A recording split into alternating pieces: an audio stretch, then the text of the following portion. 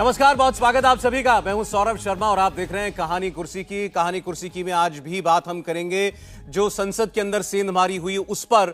लेकिन आपको बता दें, प्रधानमंत्री नरेंद्र मोदी का सबसे नया इंटरव्यू जो है एक देश के बड़े हिंदी अखबार में छपा है, जिसमें प्रधानमंत्री ने तमाम मुद्दों पर बात की है। और पहली बार जो ये संसद में सेंधमारी की वारदात हुई, इसके ऊपर भी प्रधानमंत्री ने अपनी बात रखी है। प्रधानमंत्री नरेंद्र मोदी ने इस इंटरव्यू में कहा है कि जो कुछ संसद में हुआ वो बहुत चिंताजनक है, सबको उसने सोच में डाला है और इसकी पूरी गहनता के साथ जांच हो रही है। सबसे ज्यादा जरूरी यह जानना है कि ये जो लोग संसद में दाखिल हुए थे, इन लोगों के पीछे कौन है, इन लोगों की मानसिकता क्या है और इनका मंसूबा क्या था।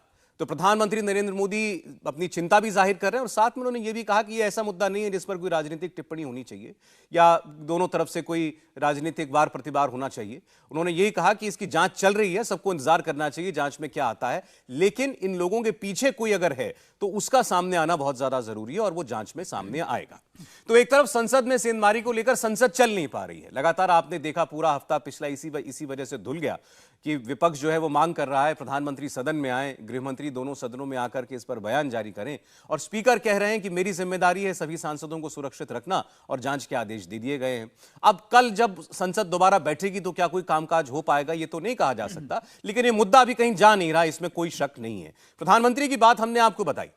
राहुल गांधी का एक बयान एक दिन पहले आया था और राहुल गांधी ने यह कहा कि जो संसद में चूक जरूर हुई, लेकिन ये इसके पीछे वजह क्या है वो भी जानना जरूरी है। और उन्होंने कहा कि ये लोग बेरोजगारी से और महंगाई से त्रस्त थे, इसलिए उन्होंने ऐसी हरकत की, ऐसा कदम उठाया। जिम्मेदार सरकार की नीतियां हैं, मोदी की नीतियां हैं, जिनकी वजह से देश के नौजवानों को ऐसा कदम उठाने के लिए मजबूर होना पड़ा।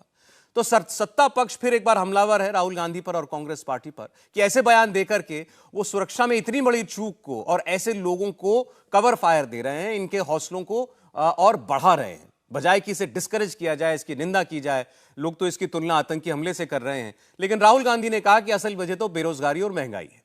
यह बात राहुल गांधी ने अब कही, उनसे पहले उनकी पार्टी के तमाम नेता यही बातें कह चुके हैं, चाहे वो अधीर रंजन चौधरी हो या फिर जयराम रमेश हो, विपक्ष के संजय राउत हो, जिन्होंने भूले भटके नौजवान इनको कह दिया था। राहुल गांधी की बात पर पलटवार केंद्रीय मंत्री कर रहे हैं। उनका कहना है बड़ी देर से जागे राहुल गांधी, कई दिन हो गए इस वारदात को। राहुल गांधी को अब समझ में आया कि इस पर मुझे बोलना भी चाहिए, ये बड़ी वारदात है। तो पहले आप जरा राहुल गांधी की बात सुनिए और उनको क्या जवाब दिया केंद्रीय मंत्री गिरिराज सिंह ने, फिर प्रधानमंत्री ने जो बात कही है उससे हम इस चर्चा की शुरुआत करेंगे। सुरक्षा ब्रीच हुई है, वो है, बट क्यों हुई?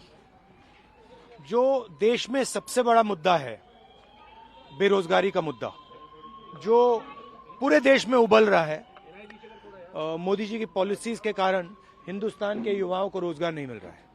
तो ब्रीच जरूर हुई है, बट इसके पीछे कारण बेरोजगारी है और महंगाई है। राहुल गांधी जी का संसद पर हुए घटना के ऊपर थोड़ा देर से बयान आया, अपने लोगों से बुलवा लिया, तब ज्ञान बाँचे।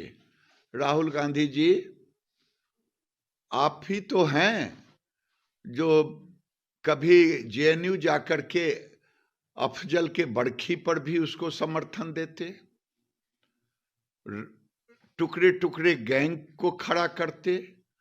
अब देश को अस्थिर करने के लिए, मोदी जी को बदनाम करने के लिए, जैसे किसान आंदोलन का सारा परत दर परत खुला था, संसद पर हुए घटना में भी राहुल गांधी जी आपकी जुबान बंद हो जाएगी। आप टुकड़े टुकड़े गैंग के साथ खड़े दिखेंगे आने वाले दिनों में। गिरिराज सिंह कह रहे हैं कि जिस तरीके से किसान आंदोलन के पीछे कौन लोग थे उनका पर्दाफाश हुआ था, इस घटना के पीछे भी जो सच है वो सामने आ जाएगा। हमारे मेहमान कहानी कुर्सी के में आज हर्षवर्धन त्रिपाठी जी, स्वागत है हर्षवर्धन जी आपका। समीर चौगांवकर साहब हमारे साथ हैं रोज की तरीके से, और राहुल महाजन जी। राहुल जी स्वागत है आपका। और पहले जो प्रधानमंत्री ने कहा कि जांच हो रही है, जांच होने दी जानी चाहिए, उसके बाद ही कुछ बोले और इस पर ऐसे टीका टिप्पणी ना करें, लेकिन इसके पीछे जो भी लोग हैं उनको सामने लाना ये जांच एजेंसी का काम है। और एक बार फिर राहुल गांधी ने जो कहा वो ऐसा लगा कि जैसे इस घटना को थोड़ा प्ले डाउन करना चाहते हैं, इन लोगों से ज्यादा वो दोष दे रहे हैं देश के हालात को और प्रधानमंत्री की नीतियों को कि बेरोजगारी और महंगाई की वजह से हुआ। हर्षवर्धन जी। मुझे लगता है सौरभ जी, सबसे पहले एक आंकड़ा, एक तथ्य जान लेना चाहिए। और एसबीआई की जो अभी रिसर्च रिपोर्ट है और जो पीरियाडिक लेबर फोर्स सर्वे आता है, तो उसका जो आंकड़ा है वो आंकड़ा बताता है कि अभी तक 6 साल में सबसे कम जो अनएम्प्लॉयमेंट रेट है 3.2%। ये पिछले 6 साल में ऐसा कभी नहीं रहा। तो ये आंकड़ा है, देश में बेरोजगारी इस जगह पर है। दूसरा एक आंकड़ा मैं बार बार कोट करता हूं, बहुत जरूरी है समझना, कि दुनिया का 3rd लार्जेस्ट स्टार्टअप इकोसिस्टम वो भारत में है। यानी हमारे यहाँ के नौजवान हैं जो तय करते हैं, 4 लोग 6 लोग मिलते हैं, लड़के लड़कियां मिलते हैं और वो यूनिकॉर्न बन जाते हैं। यूनिकॉर्न मतलब 7,000 करोड़ रुपए की कंपनी बना लेते हैं। अब उसके बीच में राहुल गांधी का ये बयान हम पर्सपेक्टिव के साथ देखेंगे तब समझ में आता है। राहुल गांधी आज आकर जो बात कह रहे हैं उस बात के बीच में क्या हुआ ये मैं थोड़ा याद दिलाता हूं। उसके बीच में वो हार्वर्ड यूनिवर्सिटी के दुनिया भर के छात्रों से मुलाकात करते हैं, कहते हैं हमने चीन पर चर्चा की, चीन की चुनौतियों पर चर्चा की, भारत कैसा है, जियोपॉलिटिकल जो ऑर्डर है उसकी चर्चा की। कमाल की बात यह है कि राहुल गांधी जब से 5 राज्यों के विधानसभा चुनाव हुए, एक राज्य वो जीते, उसकी शुभकामनाएं उनको और रेवंत रेड्डी को तेलंगाना की, लेकिन 3 महत्वपूर्ण हिंदी भाषी राज्यों में वो हार गए। उनके मुख्यमंत्री जो बड़े ताकतवर दिख रहे थे वो ऐसे गायब हुए, लगा कि जैसे वो कपूर नहीं उड़ जाता है तो धुआं हो जाता है, तो ऐसे ही उनके मुख्यमंत्री गायब हो गए। प्रचंड जीत भारतीय जनता पार्टी को मिली। अगर बेरोजगारी इतना बड़ा मुद्दा है और उसके बावजूद कांग्रेस पार्टी इस मुद्दे को स्थापित नहीं कर पा रही है, तो या तो ये सारे आंकड़े सब झूठे हैं और या कांग्रेस पार्टी पूरी तरह से कहें कि बेकार पार्टी है, किसी काम की पार्टी नहीं है, और उसका नेतृत्व कौन है, वो राहुल गांधी है, नंबर 1। नंबर 2 जो ज्यादा खतरनाक है, प्रधानमंत्री कह रहे हैं कि इसकी जांच होनी चाहिए। और हमने पहले दिन से आपके साथ चर्चा में, इस शो में लगातार हम बोल रहे हैं, 13 दिसंबर से बोल रहे हैं कि इसका जवाब तो सिर्फ और सिर्फ गृह मंत्री अमित शाह को देना चाहिए, देना ही होगा, क्योंकि वो देश के गृह मंत्री हैं। इस पे लोकसभा अध्यक्ष ये कह के नहीं बच सकते हैं कि भाई हम कस्टोडियन ऑफ द पार्लियामेंट हैं, लोकसभा है तो हम सब ठीक कर रहे हैं। भाई गृह मंत्री हैं, स्पेशल सेल उसकी जांच कर रही है, राष्ट्रीय सुरक्षा से जुड़ा मसला है, संवेदनशील मसला है, और मैं तो इसे आतंकवादी हमला ही मानता हूं। अच्छा है कि सरकार और एजेंसियां भी यूएपीए की तहत कार्रवाई कर रही हैं। अब जरा सोचिए राहुल गांधी ने क्या भूमिका निभाई। जहां पर सरकार और एजेंसियां यूएपीए के तहत कार्रवाई कर रही हैं, जहां वो इतने शातिर थे कि फोन को जला दे रहे हैं, ये टेररिस्ट ट्रेनिंग है, ये आतंकवादी प्रशिक्षण है कि आप एविडेंस को पहले जला दीजिए, खत्म कर दीजिए, फोन जला दे रहे हैं। वहां राहुल गांधी आकर मासूमियत से कह रहे हैं कि नहीं, सिक्योरिटी ब्रीच अपनी जगह है, दरअसल ये देश में बेरोजगारी का मुद्दा है। मैं ऐसे शब्दों का उपयोग कम करता हूं, लेकिन राहुल जी मूर्खता के पहाड़ पर बैठे हैं या तो सचमुच वो इतने शातिर हो चले हैं कि देश किसी भी तरफ चला जाए, कितनी भी खतरनाक स्थिति में पहुंच रहा हो, कितनी भी अराजकता हो जाए, उनको लगता है कि शायद ये वाला मसला काम कर जाए, शायद ये वाला मुद्दा काम कर जाए, 2024 में कुछ ज्यादा वोट मिल जाए। शर्मनाक है। हालांकि दोनों बातें एक साथ हो नहीं सकती जो आपने कही है। हाँ है तो सही, और दरअसल सच यही है, लेकिन मैंने वही कहा ना कि आमतौर पर बचता हूं मैं ऐसे शब्दों के प्रयोग से, लेकिन यहां ये करना पड़ा। देखिए इसमें कहीं ना कहीं जो हम लोग जब पहला स्टेटमेंट इस किस्म का आया था और अधीर रंजन चौधरी ने ये कहा था कि प्रधानमंत्री ने कहा था बाहर का गुस्सा सदन में मत लाइएगा विपक्ष से, तो ये तो जनता जो है वो जनता का गुस्सा, देश का गुस्सा सदन के अंदर आ गया। तभी ऐसा लगा था कि शायद किसी दुविधा में विपक्ष इस मुद्दे पर है, इसकी आलोचना भी करना चाहता है क्योंकि सुरक्षा में जाहिर चूक है। दूसरी ओर जिस किस्म के नारे वगैरह इन लोगों ने लगाए थे, बेरोजगारी की मांग, बेरोजगारी और महंगाई को लेकर के जो ये नारेबाजी कर रहे थे, विपक्ष को लगा कि भाई एजेंडा तो हमारा है, तो हमारे मुद्दे हैं, तो इन लोगों को सीधे सीधे आप क्रिमिनल करार कैसे दे दें। तो अब उनको आप अपराधी कह भी नहीं पा रहे हैं और मुद्दे को अपनाना भी चाहते हैं। आपको ये दुविधा दिख रही राहुल जी? देखिए, पहली बात यह है कि अपराध हुआ है कि आपने संसद के अंदर जाकर इस तरह का कृत्य किया है, ये अपराध है। प्रधानमंत्री का स्टेटमेंट बहुत ही नापातुला है और बहुत ही मैं उसको सही मानता हूं, क्योंकि वो ये जानना चाह रहे हैं, वो ये कह रहे हैं कि पहले ये जांच हो जाए कि आखिर ये लोग क्यों अंदर गए, यानी इसके पीछे कोई मोटिवेशन क्या था, क्या वो किसी एक ऑर्गेनाइजेशन से जुड़े हुए हैं, क्या उनका कोई पर्टिकुलर लोगों ने उनको पैसा दिया होगा, या फिर किसी तरह से क्या मोटिवेशन पीछे है, क्यों ये लोग गए, क्या उनकी किसने मदद की। ये सारी देखिए जांच के विषय हैं कि कैसे और क्यों ये लोग अंदर गए हैं और क्या इसके पीछे कोई लार्जर साजिश थी। देखिए, आतंकवादी घटना होती तो वो स्मोक बम नहीं लेके जाते, वो बम लेके गए होते। दूसरी बात मैं ये कहना चाहता हूं कि आप इसको श्रेणी में नहीं रखते? मैं उसको आतंकवादी की श्रेणी में नहीं रखूंगा। ये जरूर कहूंगा कि एक अपराध है जो कि इन लोगों ने किया है, उसकी सजा उनको मिलेगी। लेकिन उससे बड़ी चीजें हैं कि संसद में बहुत, देखिए मैंने संसद बहुत लंबे समय तक कवर किया और एक बहुत ही पुख्ता सुरक्षा तंत्र जो है उसको बनाया गया था संसद के अंदर। अब उसको ब्रीच हो जाना ये अपने आप में बहुत बड़ी बात है और इसकी जांच जो है ज्यादा जरूरी है कि आखिरकार कैसे कोई व्यक्ति जो है इस तरह की चीजें, हम भी संसद के अंदर जाते थे, पूरी चेकिंग होती थी, ऐसे थोड़ा के अंदर चले जाते थे कुछ भी लेके, तो पूरी चेकिंग होती है। तो ऐसे में कैसे चले गए अंदर, क्या ये जो चीजें लेके गए हैं वो अंदर प्रोवाइड हुई, ये चीजें जो है बाहर से लेके गए, सब कुछ जांच का विषय है। और ऐसे में किन किन लोगों ने उनकी मदद की है, किसी पर्टिकुलर विचारधारा से जुड़े हुए हैं, ये सब जब जांच हो जाएगी उसके बाद जो है सरकार को ये देखना चाहिए कि ये जो कृत्य है ये एक आपराधिक श्रेणी में जाता है या आतंकवादी श्रेणी। देखिए सरकार तो यही कर रही है, ये तो जांच हो रही है, उसमें पता चलेगा।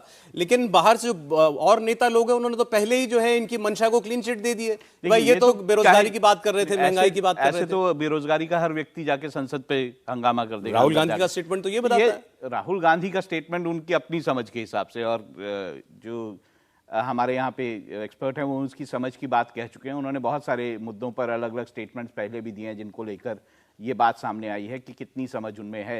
लेकिन ये बात बिल्कुल सही है कि जो प्रधानमंत्री ने कहा है कि पहले ये जांच हो जाए कि आखिर इसके पीछे क्या मोटिव। ठीक है, आपको जोड़ रहे थे, फिर मैं समीर से एक लाइन सिर्फ इसमें जोड़ दूं।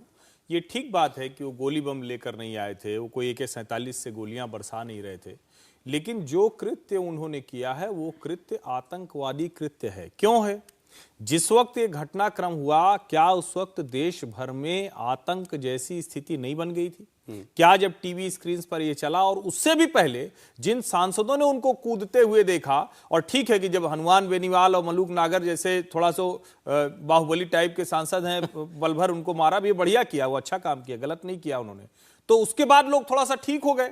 लेकिन उस वक्त तो यही लगा कि 13 दिसंबर है 2001, सबको याद आ गया, लगा कि आतंकवादी घटना हो गई। और अब उसके आगे की बातें जो ये आ रहा है कि इन लोगों के बीच में ये भी चर्चा हुई थी कि वहीं पे आत्मदाह कर लेंगे, बिल्कुल सदन के बाहर या सदन के भीतर। ये विशुद्ध आतंकवादी कृत्य है। इसमें जरा सी भी रियायत ये इस तरह की घटना को बढ़ावा देगी, देश में अराजकता को बढ़ावा देगी, इससे बचना चाहिए। आत्मदाह भी कर लें, ऐसी बात, मतलब सिर्फ ये नहीं कि भाई आप इतने क्षुब्ध हैं, किसी बात से आक्रोशित हैं कि अपनी जान देने पर तुले हुए, वैसा नहीं था। उन्होंने किया क्यों नहीं? इनको वो केमिकल या वो चीज नहीं मिली जो जिससे आग भी लग जाए तो शरीर जलता नहीं है। ये ढूंढ रहे थे वो, और वो इनको मिला नहीं। तो इनका इरादा तो ये था कि वहां एक सीन क्रिएट किया जाए कि अपने शरीर पर पहले वो सब केमिकल वगैरह लगा लें जिससे आग लगाएं तो खुद को नुकसान ना पहुंचे, लेकिन एक बहुत बड़ा बवंडर खड़ा हो जाए। तो ऐसा नहीं था कि ये किसी बात से इतने ज्यादा आक्रोशित थे कि खुद जीना अपना मर जाना चाहते थे। ऐसा, उसमें भी आप देखेंगे बड़ा शातिर तरीके से ये लोग ये खेल करना चाहते थे, वो कर नहीं पाए क्योंकि इनको वो संसाधन मिला नहीं था। लेकिन या तो विपक्ष समीर जी ये कहे कि भाई इन लड़कों ने और जो भी लड़के लड़कियां इन्होंने जो कुछ भी किया तरीका गलत था, लेकिन इनके मुद्दे सही हैं। एक बात समझ में आती है, आप एक स्टैंड लेते हैं। अब आप सरकार को घेरना भी चाहते हैं और इन लोगों को आप उस श्रेणी में भी नहीं रखना चाहते कि इन्हें आतंकवादी कहें। देखिए, लोकसभा के अंदर कांग्रेस के जो नेता है अधीर रंजन चौधरी का जो लोकसभा में बयान आया था इनके समर्थन में, मैं तो उन्हें ये बयान समर्थन ही मानूंगा जिस हिसाब से उन्होंने कहा था कि जो प्रधानमंत्री ने कहा था कि हार का गुस्सा अंदर लेकर आना है, तो बेरोजगारी का जो गुस्सा था, महंगाई का जो गुस्सा था, वो जनता लेकर सदन के अंदर आ गई है। तो सीधा सीधा जो अधीर रंजन चौधरी ने इनको समर्थन एक प्रकार से दिया था, मुझे लग रहा है उसके बाद ये तय था कि राहुल गांधी के कहने पर ही वो बयान दिया गया होगा। कांग्रेस की आधिकारिक लाइन वही रही है और राहुल गांधी का बयान जब भी आएगा वो इसी के इर्द गिर्द आएगा और इसी को आगे बढ़ाने वाला होगा।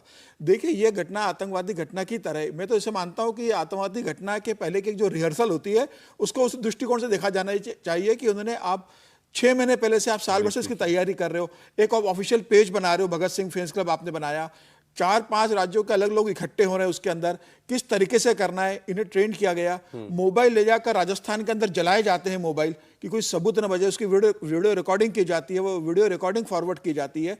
मुझे लग रहा है इसके पहले सिर्फ एक इनका इंटेंशन से ये बताने का था कि हम महंगाई की बात कर रहे हैं, लेकिन इसके पीछे एक अराजक माहौल करने का, देश के अंदर किसी भी तरह की अस्थिरता उत्पन्न करना और देश को बदनाम करने की योजना थी। इसके अंदर बेरोजगारी का मुद्दा कहीं नहीं था। अगर बेरोजगारी का मुद्दा था तो आपको प्रदर्शन करने के लिए 50 तरीके, अब 50 लोग करते नहीं कि हिंदुस्तान के अंदर 50 जगह प्रोटेक्ट करते हैं, तो क्या सब जगह अभी चुनाव खत्म हुआ, ठीक बोला हर्षवर्धन जी ने, चुनाव के समय आदमी चुनाव में वो बात दिखाई देती है। बिल्कुल, और मैं तो राहुल गांधी से कहना चाहता हूं कि राहुल गांधी अगर इस बात का समर्थन कर रहे हैं तो क्या राहुल गांधी ये कहना चाहते हैं या इस बात का समर्थन करते हैं कि हिमाचल प्रदेश में उनकी सरकार है, कर्नाटका में उनकी सरकार है, तेलंगाना में उनकी सरकार है, तो वहां की विधानसभा में अगर वहां के लोगों को रोजगार की समस्या है तो वो इसी तरह का कृत्य उनकी विधानसभा में जाकर करे, क्या उसका समर्थन कर रहे हैं? मुझे लग रहा है कांग्रेस आपको जो उन्होंने कहा कि ये राहुल गांधी का जो ये बयान है, ये सोच समझकर किसी रणनीति के तहत दिया गया बयान है कि भाई इसी लाइन को आगे बढ़ाना है, हमको ये अच्छा मुद्दा हमको मिल गया है, या नासमझी में दिया गया बयान है? देखिए, इसके आड़ में कांग्रेस अपनी राजनीति, राहुल गांधी अपनी राजनीति 2024 के लिए तैयार करना चाहते हैं, जमीन तैयार करना चाहते हैं। अब उन्हें यह समझ में आ गया है कि ये एक ऐसा मुद्दा मिला है जिसको आगे कर बचा खुचा वोट बैंक चला गया, अगर कुछ वोट मिल जाता है तो उन्हें कुछ उसमें मिलना ही मिलना है। तो इस आड़ में वो महंगाई को, बेरोजगारी को मुद्दा बनाकर पूरे हिंदुस्तान अंदर ले जाना चाहते हैं। मुझे लग रहा है देश की जनता इस बात को समझती है कि संसद पर जो एक इस तरह की जो घटना घटी है उसमें सहानुभूति जताकर उसका राजनीतिक लाभ अगर कांग्रेस लेने की कोशिश करेगी तो जनता उन्हें इस बारे में सबक सिखा देगी। मुझे लगता है कांग्रेस को इस तरह के घटना से राजनीतिक लाभ लेने के बजाय सरकार के साथ यह कहना चाहिए कि भाई सुरक्षा में जो चूक हुई है, सारा संसद साथ में है, विपक्ष हम साथ में है, सारे सांसद साथ में है, लोकसभा स्पीकर ने जांच का भरोसा दिया है, प्रधानमंत्री मोदी का बयान आ चुका है और अब जब जांच हो रही है तो जांच के बाद सच्चाई सामने आएगी। वैसे तो देखिए, नेता तो वो लाइन लेता है जो अगर वो समझ पा रहा है कि भाई जनता का मूड क्या कह रहा है किसी भी मुद्दे के ऊपर, लोगों की जो समझ है इस मुद्दे पर क्या बन रही चूक है, वो तो बिल्कुल साफ दिखाई दे रहा है। इसके लिए केंद्र सरकार को दोषी मानते हैं, मोदी सरकार को दोषी मानते हैं। इन लोगों के साथ कहीं कोई सहानुभूति है क्या जनता के बीच में जब बात होती है? तो देखिए, इसको यूं देखना चाहिए। अब मतलब अब तो मुझे लगता है कि स्पष्ट है, अब ये बिना हिचक के बोल सकता हूं कि 42 वर्ष की महिला बेरोजगार पर आक्रोशित थी। ये उस दिन भी मैं चौंका, अभी भी चौंक रहा हूं। और अगर 32 वर्ष तक उसको नौकरी नहीं मिल पाई तो किस शासनकाल में नहीं मिली। दूसरा ये कि जब ये नौजवान, ये महिलाएं या लड़कियां ये देखेंगी तो उसमें हो सकता है कुछ को नाराजगी हो। जैसे सचमुच वो बड़ी पीड़ा का विषय होता है, कोई सरकारी नौकरी निकलती है, एक बार निकली, 2 बार निकली, उसमें पेपर लीक हो गया, उसमें भ्रष्टाचार हो गया, इंटरव्यू में गड़बड़ हो गई, हाई कोर्ट चला गया, सुप्रीम, ये पीड़ा की बात है। और इसके लिए हर सरकार जिम्मेदार। अगर किसी नौजवान ने फॉर्म भरा, किसी छात्र ने फॉर्म भरा और उसकी नौकरी 2 साल 3 साल लग जा रहा है। लेकिन यह भी तो सच है कि मनमोहन सिंह जी के कार्यकाल से ज्यादा नौकरियां नरेंद्र मोदी के कार्यकाल में मिल चुकी हैं। मैं सरकारी नौकरियों की बात कर रहा हूं। यह भी सच है कि नरेंद्र मोदी के कार्यकाल में जिस स्टार्टअप इकोसिस्टम की बात करते हैं, जिस स्वरोजगार की बात करते हैं, वो बहुत ज्यादा, कई गुना बढ़ गया है। और जब हम ये माहौल देखते हुए दुनिया की बड़ी बड़ी कंपनियों को आते देखते हैं और अपने देश की कंपनियों को बड़े होते देखते हैं, तो राहुल गांधी आकर अचानक राग अलापने लगते हैं, कहते हैं कि अरे इस देश में तो सब अडानी बेच ले जा रहा है, अंबानी बेच ले जा रहा है। तो दोनों कैसे चल सकता है? तो देश का नौजवान तो इसको समझ रहा है ना, उसके मन में भ्रम नहीं है। हां, सरकारी नौकरी को लेकर एक तरह की पीड़ा, एक तरह की मुश्किल है, लेकिन मुझे लगता है कि ज्यादातर नौजवानों को भी ये पता है, क्योंकि जो ज्यादा ये जो जिसको हम कह रहे हैं कि शहर बस रहे हैं, टियर 2, टियर 3 शहर आज इतने बेहतर हो गए हैं, जो 1 लाख रुपया सामान्य हो गया। कई जगह लोग नौकरियां ऐसी कर रहे हैं जिन शहरों में कल्पना नहीं थी। वो किसकी वजह से है? वो उन निजी उद्यमियों की वजह से थे जो अपना जोखिम लेकर उस माहौल में काम कर रहे थे, जिनको आज बेहतर हैंड होल्डिंग मिल रही है। तो मुझे लगता है कि राहुल गांधी का अगर ये मुद्दा चलता तो कहीं तो वो चलता हुआ नजर आता। अब अराजकता में उसको कन्वर्ट करने के लिए शायद ये सब ले रहे हैं, और इसीलिए मैं कह रहा हूं कि ये खतरनाक है। इस खतरनाक प्रक्रिया का विरोध किया जाना चाहिए। ये राजनीति नहीं हो सकती। एक ब्रेक के लिए रुकना पड़ेगा हमें कहानी कुर्सी की में। ब्रेक के बाद लौटेंगे तो हम मध्य प्रदेश की बात करेंगे। नई सरकार बनी है, वहां पर नए नवेले मुख्यमंत्री हैं मोहन यादव। वो क्यों चर्चा में चल रहे हैं पिछले कई दिनों से, और किस राह पर बढ़ती हुई एमपी की सरकार दिखाई दे रही है। दूसरी बात यह कि इन तीनों राज्यों के अंदर जो नया मंत्रिमंडल बनने जा रहा है उसको लेकर के क्या खबरें हैं, जिस तरीके का युवा नेतृत्व इन प्रदेशों को मिला है, मंत्रिमंडल में आप क्या उम्मीद कर सकते हैं। छोटा सा ब्रेक, देखते रहिए कहानी कुर्सी।